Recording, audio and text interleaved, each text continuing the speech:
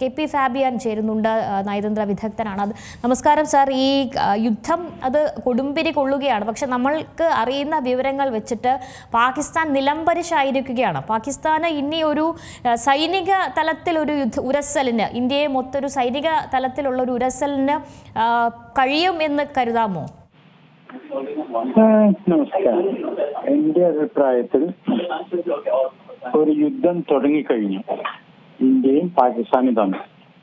അതേസമയത്ത് തന്നെ അത് ഫുൾ സ്കെയിൽ വാറല്ല, പക്ഷെ ഫുൾ സ്കെയിൽ വാറിലേക്ക് രണ്ട് രാജ്യങ്ങളും സ്റ്റംബിൾ ചെയ്യാനുള്ള സാധ്യത ഉയർന്നുകൊണ്ടിരിക്കുന്നു.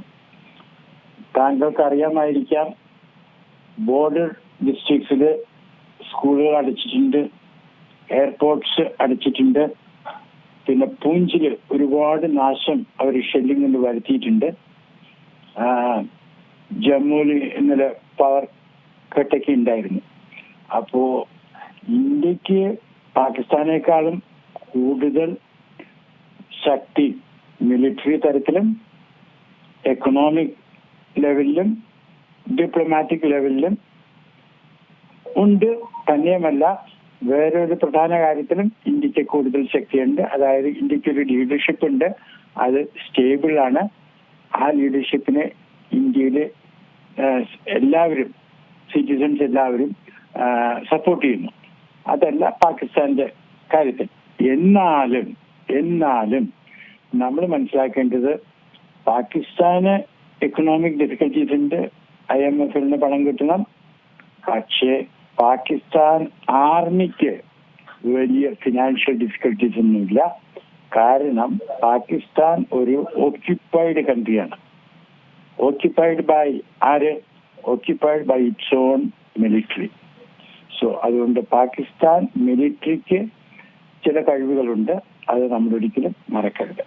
സൂചിപ്പിച്ചതുപോലെ അതിന്റെ സാമ്പത്തിക കാര്യ വിഭാഗം, അതായത് അതിന്റെ എക്കണോമിക് അഫെയർ ഡിവിഷൻ എന്ന് പറഞ്ഞ് പാകിസ്ഥാന്റെ ഒരു എക്സിൽ ഒരു പോസ്റ്റ് പങ്കുവെച്ചതായി ശ്രദ്ധയിൽപ്പെട്ടിട്ടുണ്ട്. അത് സംഘർഷങ്ങൾ ഈ വഷളാകുന്ന ഒരു സമയത്ത് ശത്രുക്കൾ കനത്ത നാശം വരുത്തിയിരിക്കുന്നത് മൂലം കൂടുതൽ പണം ആവശ്യമാണ്, പാകിസ്ഥാൻ സർക്കാരിന്റെ കയ്യിൽ പണം ആവശ്യമാണ് എന്ന തരത്തിൽ എക്സിൽ ഒരു പോസ്റ്റ് പങ്കുവെക്കുകയും പിന്നാലെ അക്കൗണ്ട് ഹാക്ക് ചെയ്തതാണെന്ന് പറയുകയും ചെയ്തു. യഥാർത്ഥത്തിൽ പാകിസ്ഥാൻ ഈ സൂചിപ്പിച്ചതുപോലെ തന്നെ ഒരു സാമ്പത്തികമായി വളരെ പിന്നോക്കമുള്ള, അല്ലെങ്കിൽ അത്തരത്തിലൊരു സ്ഥിരതയില്ലാത്ത സാമ്പത്തികമായി നിൽക്കുന്ന ഒരു രാജ്യമാണ്. അപ്പോൾ അവിടെ ഈ ഭീകര പ്രവർത്തനങ്ങൾക്ക് മുൻപ് വളരെ രഹസ്യമായി സപ്പോർട്ട് കൊടുത്തിരുന്നു. പക്ഷേ ഇപ്പോൾ അത് പരസ്യമായി വരുന്നു. എങ്കിൽ പോലും എത്ര നാൾ പാകിസ്ഥാന് പിടിച്ചു നിൽക്കാൻ സാധിക്കും എന്നൊരു കാര്യമുണ്ടല്ലോ.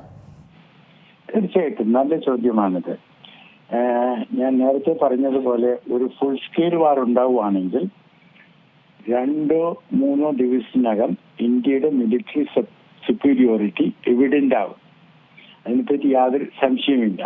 പക്ഷേ ആ സമയത്ത് പാകിസ്ഥാൻ തോറ്റുകൊണ്ടിരിക്കുമ്പോൾ എൻ്റെ അഭിപ്രായത്തിൽ അമേരിക്കയും റഷ്യയും ഒരുപക്ഷെ ചൈനയും ഒരുമിച്ചാവണമെന്നില്ല, സെപ്പറേറ്റ് ആയിട്ട് സീസ് ഫയറിന് ഒരു അപ്പീൽ ചെയ്യും. അങ്ങനെ ചെയ്യുമ്പോൾ അത് നിരാകരിക്കാൻ പാകിസ്ഥാനോ ഇന്ത്യക്കോ വളരെ വിഷമമായിരിക്കും. അപ്പോൾ സീസ് ഫയർ ഉണ്ടാവും. സീസ് ഫയർ കഴിഞ്ഞിട്ട് ടോക്സ് വേണം. ആ ടോക്സിനെ പറ്റി ഇംഗ്ലീഷിൽ പറഞ്ഞാൽ ടോക്സ് അബൌട്ട് ടോക്സ് ഉണ്ടാവാം. പക്ഷേ ആ സീസ് ഫയർ വൻ ശക്തികൾ ആവശ്യപ്പെടുമ്പോൾ അതുണ്ടാകുമെന്നാണ് എൻ്റെ നിഗമനം. ഏറ്റവും പുതിയ വാർത്തകളും വിശേഷങ്ങളും വിരൽ തുമ്പിലറിയാൻ സീ മലയാളം ന്യൂസ് എല്ലാ ഡിജിറ്റൽ പ്ലാറ്റ്ഫോമുകളിലും ലഭ്യം.